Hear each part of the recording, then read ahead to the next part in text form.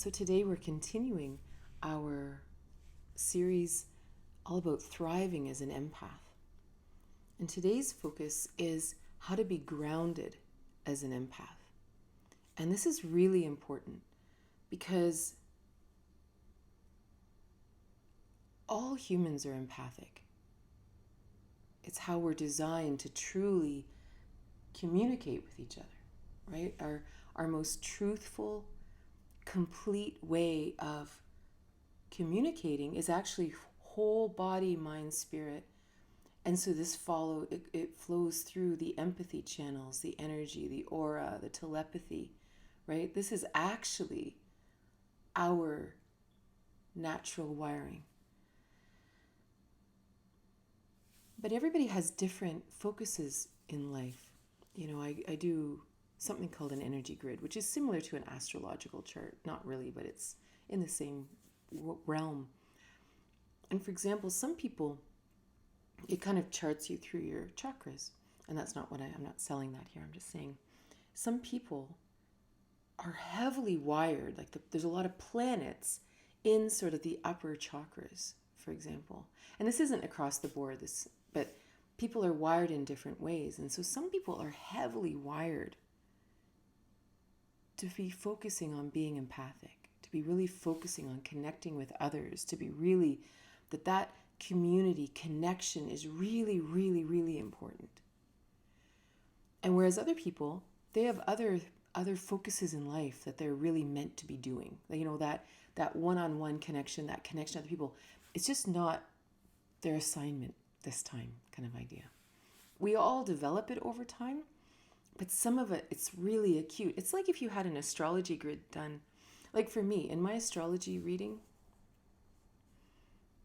I'm not good at astrology, but I think I have something like 5 planets in the house of service. You know, which is why every job I've ever had has always been in service. Like it doesn't matter. Like it wouldn't matter whether I was teaching spiritual things. You know, I kind of think the next job I'm going to have is serving coffee. Like that's just my wiring. You know what I mean? So everybody has different wiring. And if you're heavily wired into the empathic, telepathic connections, those not spiritual, but non-physical communion with others, life can be really confusing. And what happens is, if you imagine, we end up being very focused in this non-physical, unseen world, and we can get very lost there. And so on the one hand, it's really important that we do focus on that we do hone those gifts, that we do utilize them for the benefit of our own life, to the benefit of the others. So it's not that we're supposed to squash it, but the problem is if we aren't grounded, right? So if you imagine, if you look at your body, if you take the 7 chakras, the bottom chakra at your perineum is Mother Earth, incarnate. This is us manifest on the planet. It is as grounded as you get. And I mean literally grounded. Your physical life, your day-to-day life, your connection in the village. And as you move through the chakras, you come all the way up to the crown chakra, where we are literally connected to infinity. You cannot touch it, you cannot direct it, you cannot even describe it. This is all within us. Within this human being, we are equally infinite and indescribable and equally finite and physical. And these are difficult things to blend together. But it always reminds me of this ancient Chinese symbol for human, where it's actually 2 characters. And the top character is heaven and the bottom character is earth. And when they come together, this creates a human.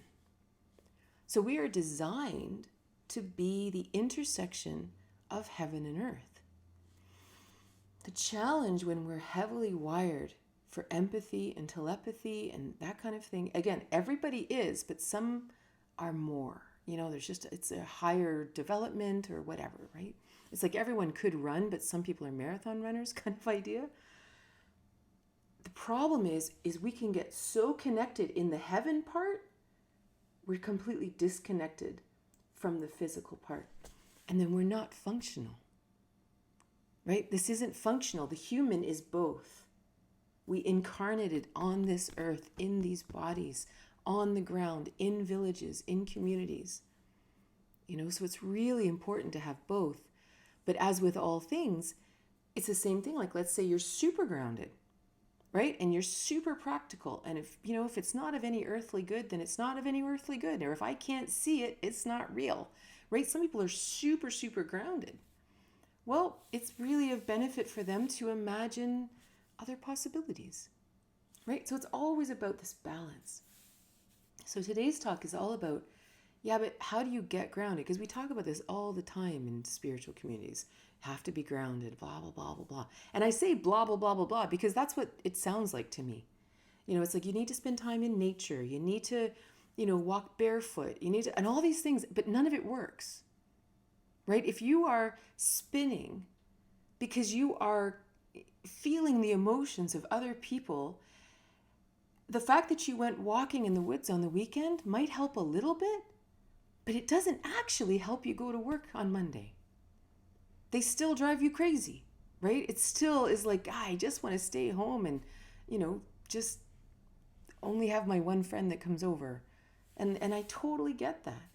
So we really need to figure out, but practically, assuming we're going to live in the world, how do we circulate this beautiful intuition and communication that we can have through empathy and telepathy, and actually circulate it through our entire being, throughout all the chakras, throughout all our relationships, through our work, through our children, through our parents, through the real stuff of life. And that is what I really want to talk about today. Because when we can truly ground, what that means is we are a better empath, right? When we actually ground, our empathy should become easier. And that's the trick. So if, let's say you have something you do to ground, you have to ask ourselves, does it work?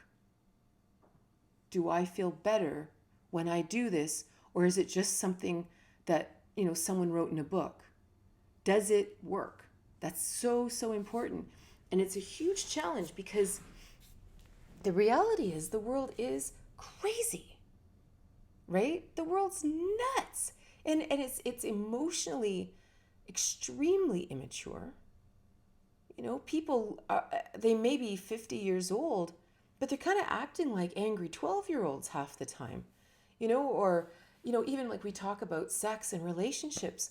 I mean, half the time we're like animals in heat, and we're completely driven by this massive desire for sex and love and blah, blah, blah, and all this stuff, right? And this is really important. But it shouldn't be driving us like wild horses to the point that we're not conscious. And so this is the world. Whether we look at the pornography industry or everything else, the reality is the world is nuts.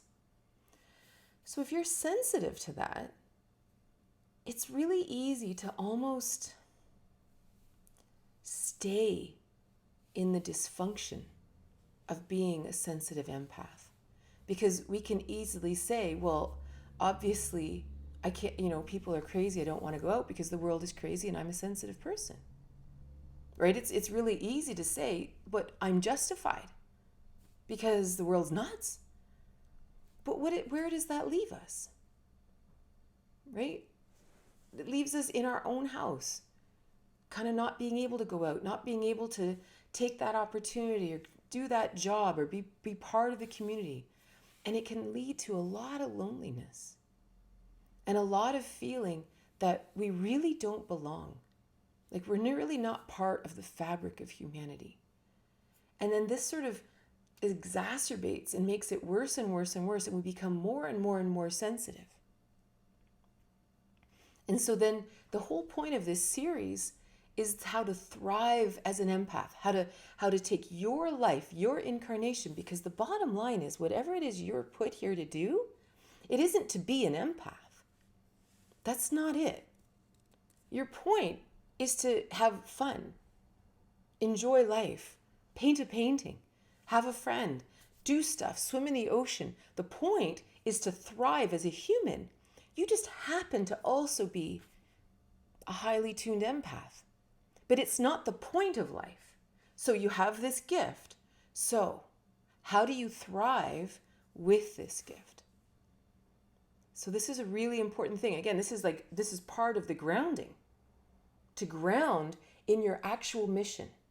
What are you really here for? Because sometimes we like to self-identify based on our spiritual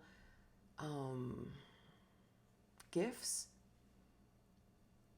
I've told you guys this before, but I'm going to tell you again because I like this story.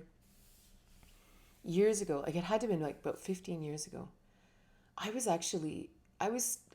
sort of new in the whole healing body, mind, spirit. It was shortly after I was sick and I had so many realizations and I was seeing the world so differently, and I was doing healing work with like electronic homeopathy, like a radionics board.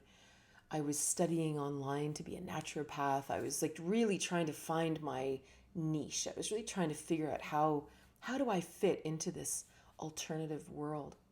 And so of course I had all kinds of friends who were practicing Reiki and doing all these really cool things. And one time there was a circle, and it was a circle of women. I don't know if it was a circle of women, but there were only women there. And Buffy St. Marie was speaking, who is a very famous Native woman up here in Canada. And she sat with us in this circle and she said, okay, let's say all of us are living in a village. What do you bring to the table that helps serve the village?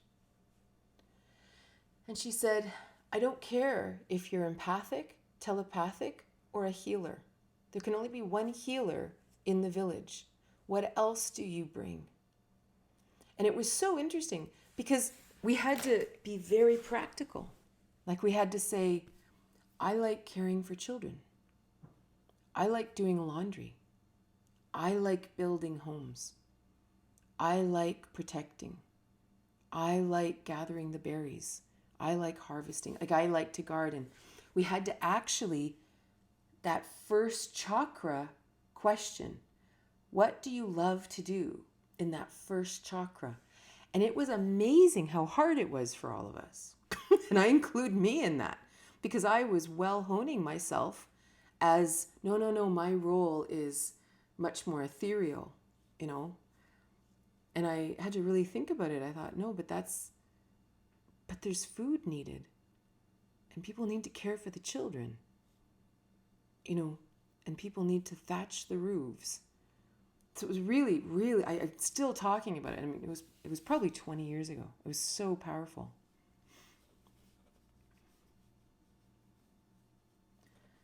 So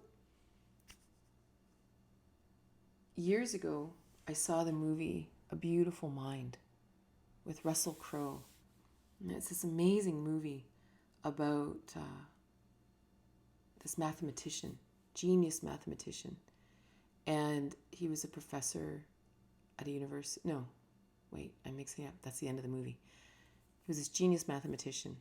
And you follow his life, and he's got this epic job at the government, and he's decrypting, you know, codes and this and that and deciphering things. And he's got this great friend at school that he went to university with or college with. And he's just got this perfect life.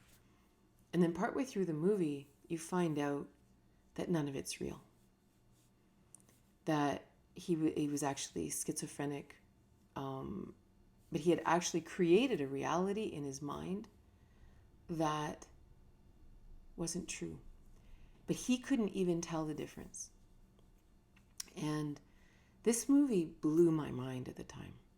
It absolutely, I said to my husband and my kids at the time, I said, I can't talk for a few days. Like, I'll be here because my kids were little, you know. But I said, I need to digest this.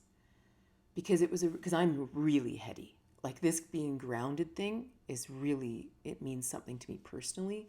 Because I'm super in the clouds, right? And I like it, and it's a gift. But it's really easy for me to forget I have a body. To forget that, no, Katrina, be in the village. Don't just live, you know, in your bookshelf, right?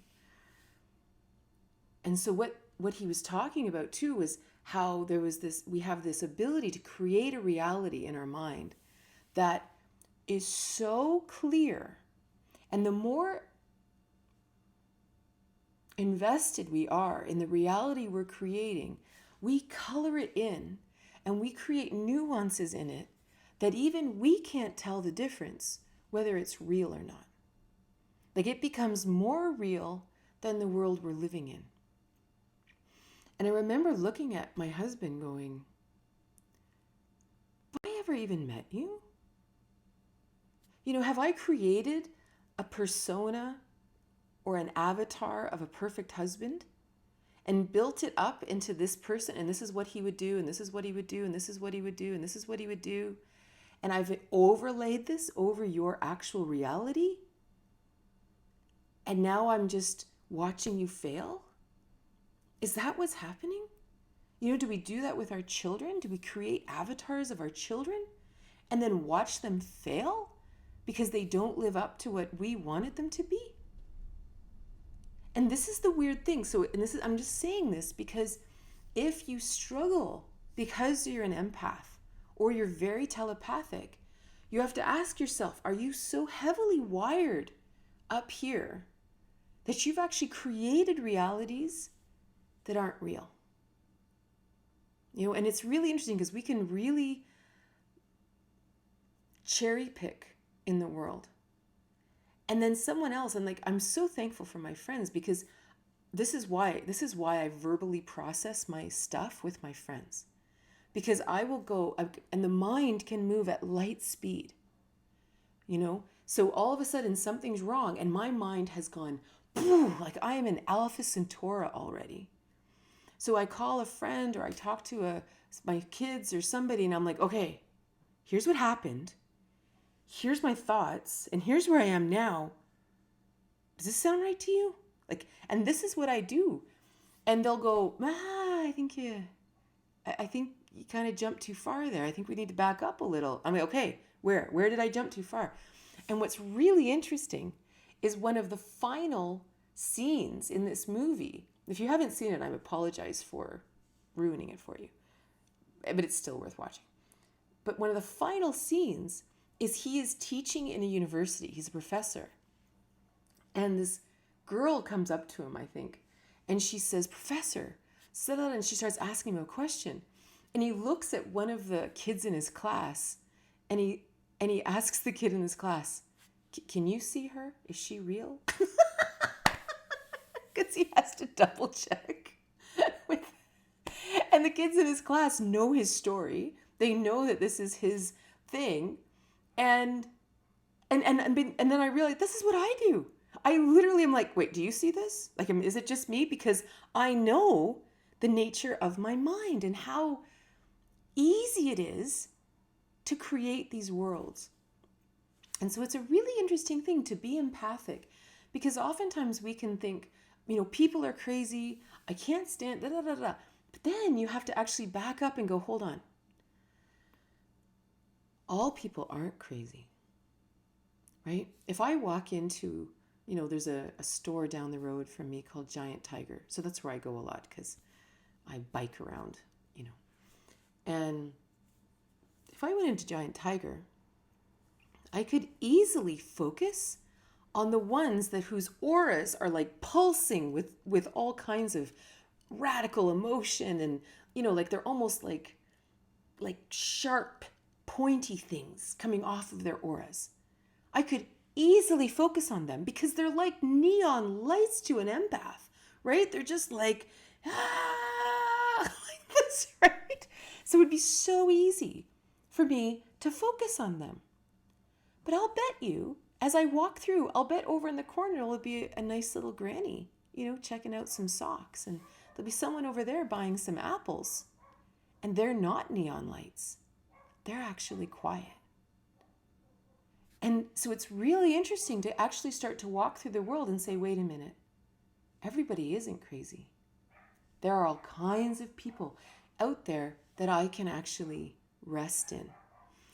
I find this all the time when I teach in public to rooms full of people or something, that there'll always be this one person that you land on all the time.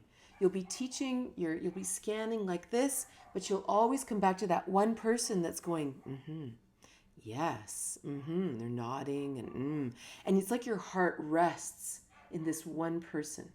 It's just such a blessing.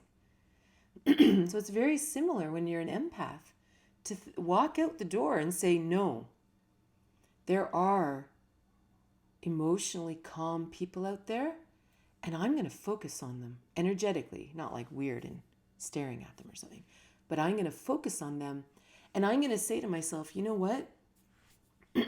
I know that there are crazy people, and I don't mean that in a bad way. I just mean that there are people who are really lost, and some people really do have real mental issues, and they're on heavy medication, and they're really struggling, and they're really trying to find their balance. That's really hard energy to be around. But they're probably surrounded by 5 people who aren't. You know, it's sort of that opposite of the squeaky wheel gets the most grease. To kind of go, like I do this all the time when I'm teaching. It's like, it's so easy to focus on the people who don't like what you're saying. You know, if I'm teaching meditation, the person in the corner that's got their arms crossed and they're just glaring at you. And it took me a little while when I started teaching to not focus on those guys. To focus on everybody who's there, right? It's the same thing as I can be here on Insight Timer and I can wonder, I wonder who came and left. Oh, they probably didn't like that thing I said. It's like, who cares who left? All that matters are the people that's here. These are the ones that we resonate. This is the tribe. These are the ones that are like, no, we have something to share together. So it's a really interesting thing to go out in the world and find the people where your heart rests with. Because they exist. There might be more of them than the ones that spin you sideways. I believe there are. So this is where part of being an empath and part of grounding is first deeply connecting with your feminine side. And this is all genders, right? This is just the yin yang that we have within each of us. And now the feminine isn't the sensitive, emotional woman avatar that we've been taught the feminine is for the last millennia. The feminine isn't weak. The feminine isn't crying in the corner. The feminine isn't, showing your emotions and all that stuff. It's not that. It's not a weak state. The feminine is deep wisdom. The feminine is what is real. This is why emotions do live here, but they're not kind of a childish, just, I'm so out of control and I'm so sad and I'm so weak. It's not like that. It's when you're sad and you cry. But it's not from a place of weakness. It's from a place of response to the universe. If you're angry, you stand strong in your anger, in that strong feminine, male or female, strong, because you honor that emotion. You know it's real, and you know that this is a valid response to the universe. That is the strong feminine, right? If you're happy, you're so happy, the whole world becomes happy, right? Because this is your response to the universe. Emotions are simply our truth in the moment. We just can't let our brains get in there and get all swirly and make up stories and to create monsters out of molehills. But the deep feminine inside every one of us says, what is my truth right now? That's what the deep feminine says. The deep feminine is connected to creation. It's in Kundalini Yoga, there's a mantra that we use like Ad such. Ad. In English, we would translate, it's not in English, but we would say A-A-D, Ad. And like you hear that sound, this is the eternal, the beginning, where all things come from. Ad, right? This is the primal feminine. when we are extremely telepathic, empathic, we must have practices that connect us to our deep feminine. And it could be a yoga practice, Kundalini yoga, meditation, ecstatic dance, something that deeply connects you to your truth, to your soul, to that eternal, grounded, primal self.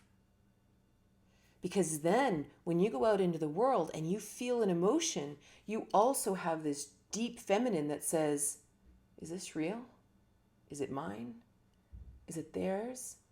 Is it nonsense? No, it's real. All right, let's look at it. Right? But we need to have that grounding in our deep truth to even have a center to go to.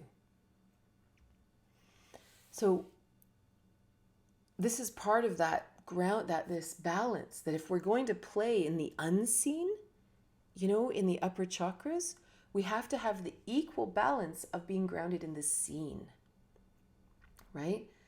Here's what you can't see, here's what you can see. Here's when the energy, here's the matter. The feminine is matter. What's real? How do you really feel?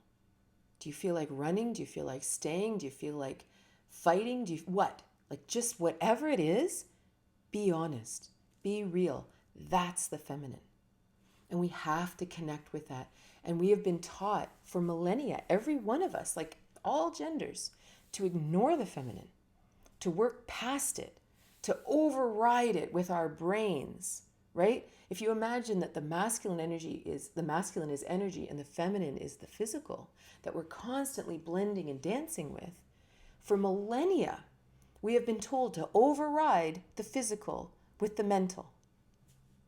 Right? So this fact that we are ignoring our body, we're ignoring our emotions, we're not being grounded, we've practically been trained to do it.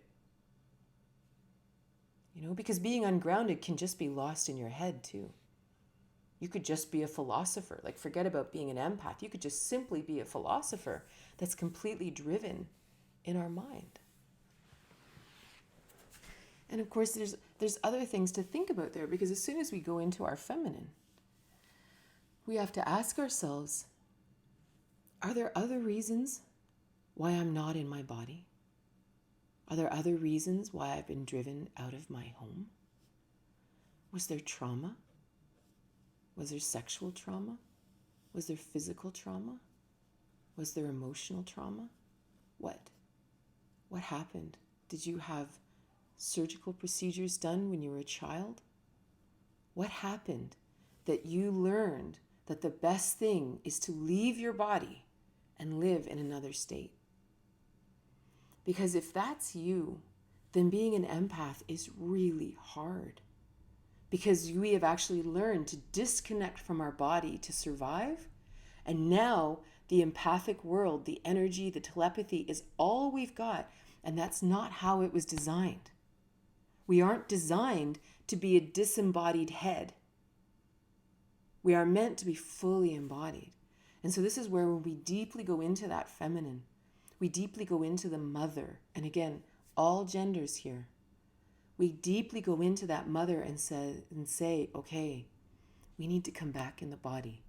Whatever work we need to do, whether it's somatic healing, whether it's Kundalini yoga, whether it's Osho meditations, whether it's finding a good counselor, whatever it is, we need to get back in our body. We need to heal this, or else being an empath is just going to make me crazy.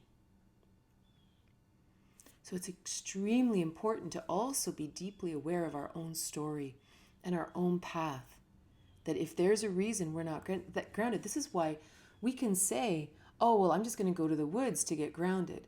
Well, that's a really gentle thing. And sometimes going to the woods is really important. If you work in a city or if you work in an office, to go out into the woods and to smell fresh air and be in a place that is actually a natural, symbiotic ecosystem is so good for our soul, right? It reminds us of what's real in the universe. It's so healthy. But it also can be an escape from our lives, right? if our family drives us crazy, or if our work, we hate our work, or if everything is triggering us all over the place, we may escape to the woods. This isn't grounding. You know, at some point in our journey, we need to enter that deep feminine and begin that journey of healing and integrating back into our bodies. So the other side of the feminine is the masculine. The feminine and the masculine, if we're not speaking of them together, then we're not actually speaking about the masculine and feminine. So if we're going to go deep into the feminine this way, there has to be an equal response in the masculine as well, right? We have to stay in balance. So if we go deeply into the feminine this way, and we start to realize things, we also need to have that masculine side, and we may be strengthening it at the same time as we're strengthening our feminine. We need to have that masculine energy that rises and says, okay, let's do something about this. Let's find someone that can help us. Let's protect ourselves from people who are hurting us. Let's leave if I don't like this situation. We need to know, if we're going to go deep into the feminine, we need to know that the masculine is there to respond to that feminine wisdom. Otherwise, there's no point going into the feminine. If we're just going to go in and dive and just stay in the hole, there's no point. That's not feminine. That's just despair. Right? Feminine wisdom is only there for its counterpart in the masculine to take action in our lives so that we can heal. Right? And it's the same thing, like this balance of the masculine and feminine in thriving as an empath. You know, you're walking through your life and things are difficult and you go, whoa. Or like you walk into a room and it's just like walking into a dust bowl of wild energy and you're like, holy mackerel, what is going on here? The deep feminine says, hold on a minute. You kind of close your eyes and you go, and then all of a sudden, your eyes will scan and you will find someone in the room, inevitably, who is causing the problem. There'll be somebody stirring the pot or something going on. Or maybe you can't tell. You can't tell what's actually going on. You can't sort it. But maybe it is the full moon. Maybe something weird's going on with Jupiter. I have no idea. But all you know is, whoa, something weird is going on. But it doesn't throw us off.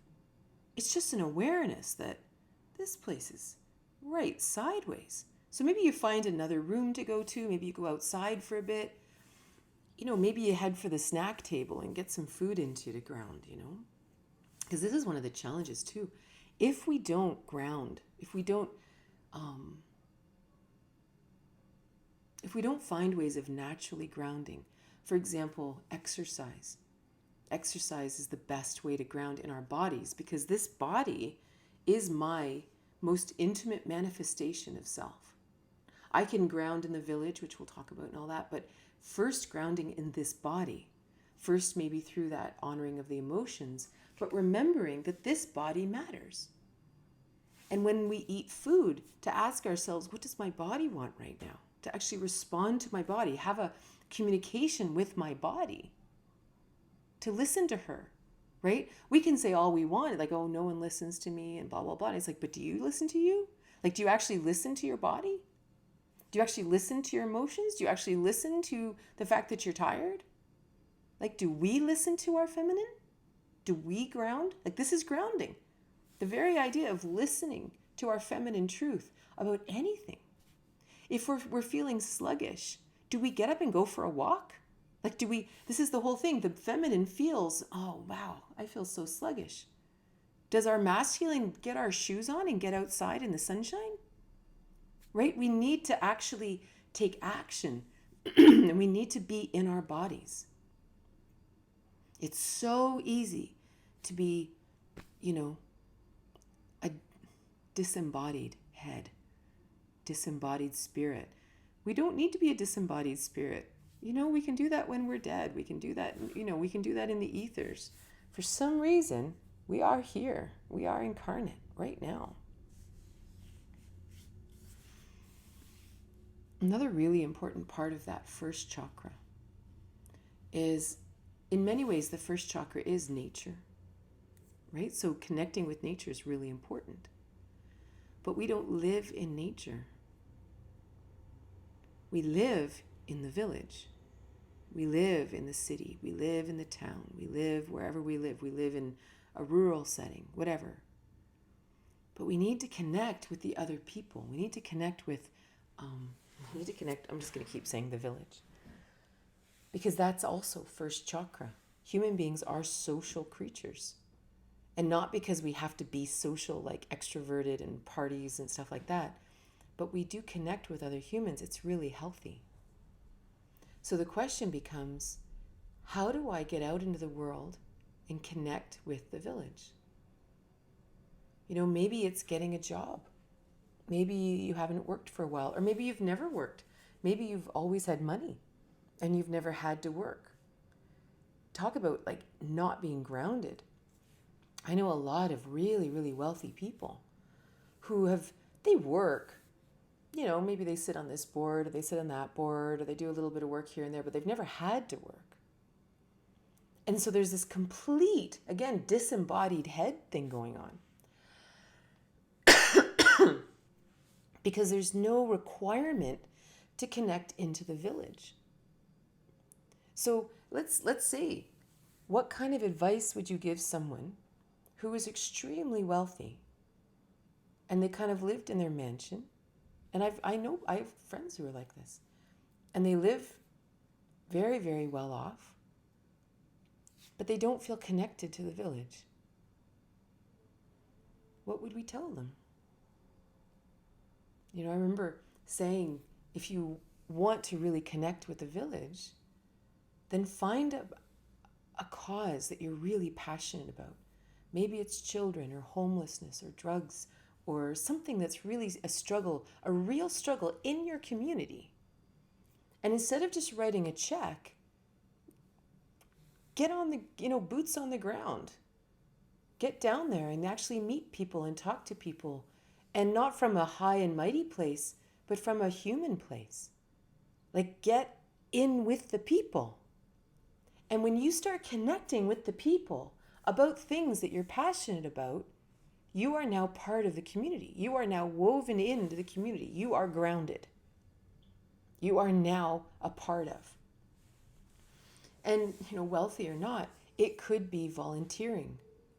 It could be reading at an old folks' home. It could be shoveling your neighbor's driveway. It could be anything. It could be volunteering at the theater or working part-time over there, whether you need to or not.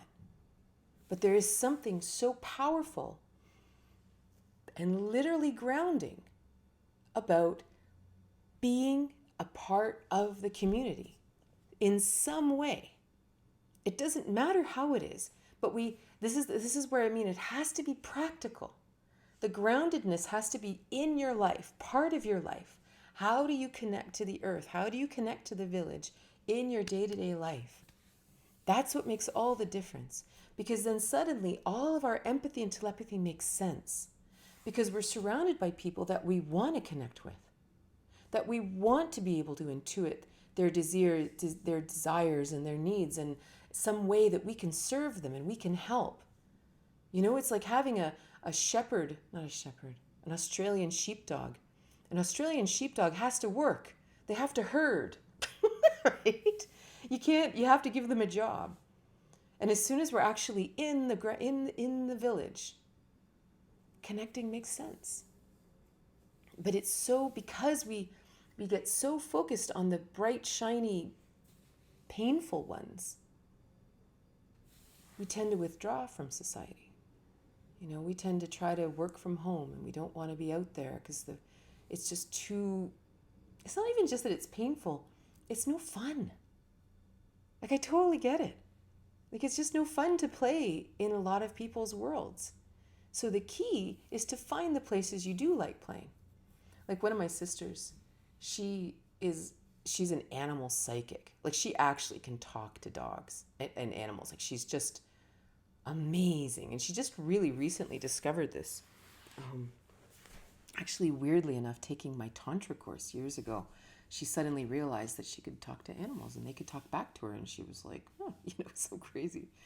But she also easily would prefer just to be with her dogs and go hiking and work by herself, because she just doesn't get people. Like, she doesn't understand where they're coming from, and it's exhausting to talk to them, right? It's a completely understandable situation. And she's been volunteering at this animal rescue north of Toronto called Dog Tales. Like, apparently they have like a TV show and an Instagram and all kinds of, I don't know, it's really cool. And she's been volunteering there for the last, I don't know, couple years. Well, of course, she's meeting people who she clicks with. She's meeting the coolest people. And she talks to the horses now, and she talks to the pigs, and she talks to the chickens, and she's surrounded by people who are just like her and who get how empathic she is. And they love her gifts, and she has this place for them to go. So suddenly now she goes out for lunch with this person, and there's these people, and she's so enjoying it. And she's really part of the village. So it's a very interesting thing to actually look into our lives and say, what's one thing I could do to get out in the village? Even one day a week. Because without that, we really can easily feel extremely isolated. And I mean, I actually, when I was a child, I knew someone who was a hermit, a genuine hermit. He lived in a shack in the woods, and the only human contact he had was this friend of my parents.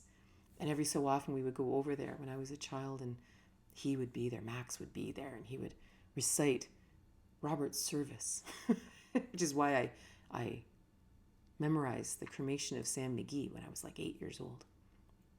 But that's not everybody's thing. And he liked being a hermit.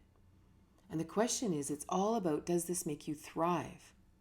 Not does it protect me from the world, but does it allow me to thrive? So that really becomes the question.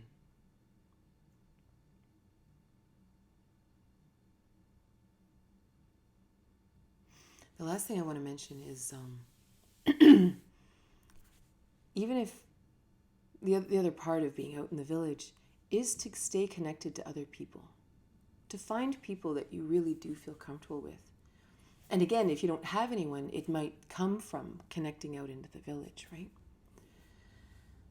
But one of the great challenges is sometimes when we're extremely sensitive to energies in the world, we may not know what's going on in the world. If we don't know, if we're not aware, we may have all kinds of experiences that we internalize that aren't ours to internalize.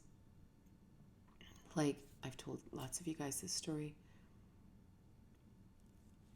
On the day that the Twin Towers crash happened, my kids were really little. Like, it was, what was that, like 2001 maybe? So my kids were 4 and 2, 5 and 3. They were really little. So we were on the farm, and we were walking out the lane to get the mail. And so we're totally isolated. Like, we live in the middle of nowhere. We don't have TV. Like, I think we did have TV with 3 channels. That's right, we had 3 channels. But there was no internet and all that stuff, right? And I was walking to the end of the laneway to the mailbox. And on the way there, all of a sudden, it was like a knife jabbed into my stomach. And I curled over and I fell onto the ground. And it was like, and there's this knife in my stomach. It was so overwhelming. Like, I was completely, incapacitated. So I told Aaron, my son, I said, just go get the mail and we'll just go back to the house. And so I kind of limped back to the house, and I drew myself a bath. And I said to the kids, okay, just go watch TV. Mommy's really in pain right now, And so Aaron turned on the TV, and I'm like lying in the tub, and my gut is just being ripped apart, like just ripped apart. And all of a sudden Aaron walks in, he says, Mommy, there's nothing on TV except for these planes hitting these buildings. Every channel, there was only 3 channels. And I thought, it's weird. So I got out of the tub and I went and I looked and I saw what had happened and all the pain went away. And it was so interesting. Like, and I could be connecting dots that don't connect. But what it felt like in the moment was, somehow I had experienced some part of that. But there was something about knowing what it was that alleviated the pain for me. And I believe there's something to that around being empathic. That if we are isolated for too long, things become extremely painful. And it's really important sometimes to get out into the world and talk to friends, belong to a group, do something, and then you find out, wait, everyone else is feeling a little off too. And there's something so relieving about knowing it's not just you. Like, I don't understand how that works. But I've had it that you just wake up and you're just sideways.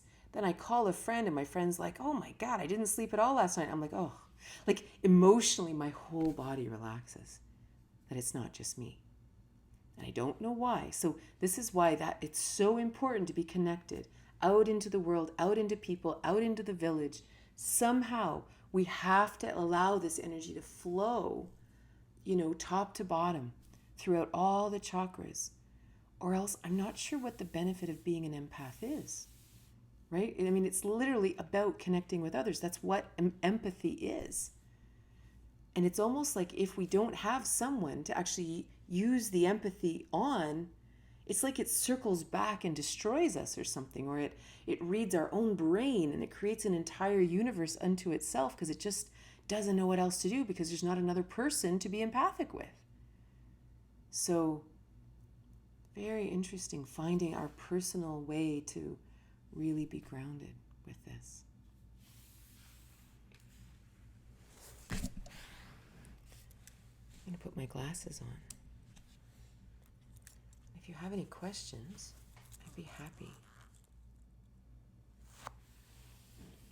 What question do we ask to know our grounding?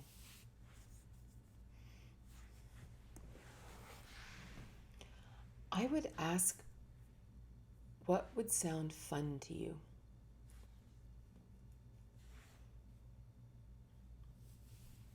I was living in a little town 4 years ago, Stratford, Ontario, if anyone's from Ontario, Canada.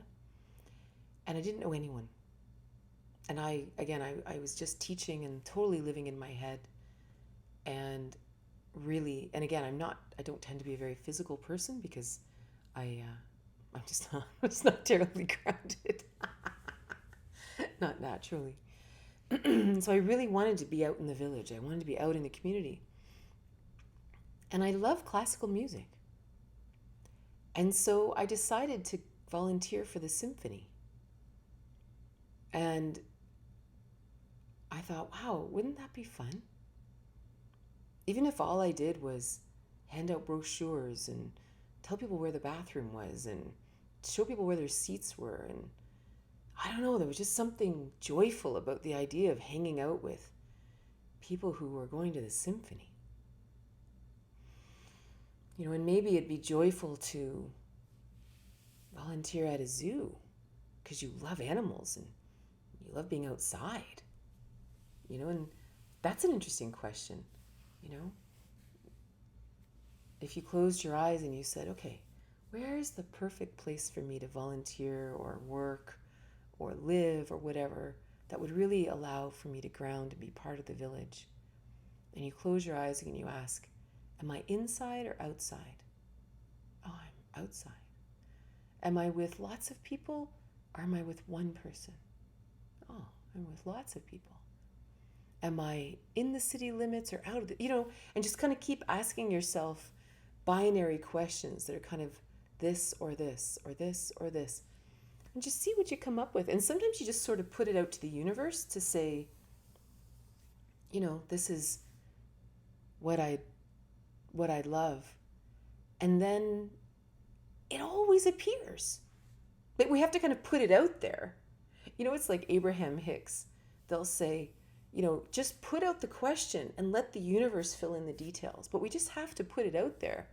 And then inevitably someone will say, hey, I could really use some help doing this. Or, my daughter and friend, they started the new Pride chapter here in Huron County. And they're desperate for volunteers for their drag bingo event coming up. Like there's so many, like there's an Oktoberfest event coming up. I'll bet they need help for teardown. You know what I mean? Like it's so interesting once you start going, what I'd love to do, I don't really want to do it every day or every week, but I'd love to do it once in a while. Maybe I'm that person that just goes out and helps people tear down the festival and clean up. And maybe I just love doing that. I love being more spontaneous that way, but I like being that person that always shows up. And we just sort of really honor our nature, what we really love to do, and put it out there and see what appears. I saw this one, I don't know where it was, but you could volunteer to bike seniors around town. Like they would have a bicycle with like a chair on the front, and then the senior would be like wrapped in, and so you would go to the old age home and the senior would get it, and you'd bike them around town. Maybe that'd be fun because you're like really athletic, or you want to be athletic or something, right? And you live in a town that's relatively flat,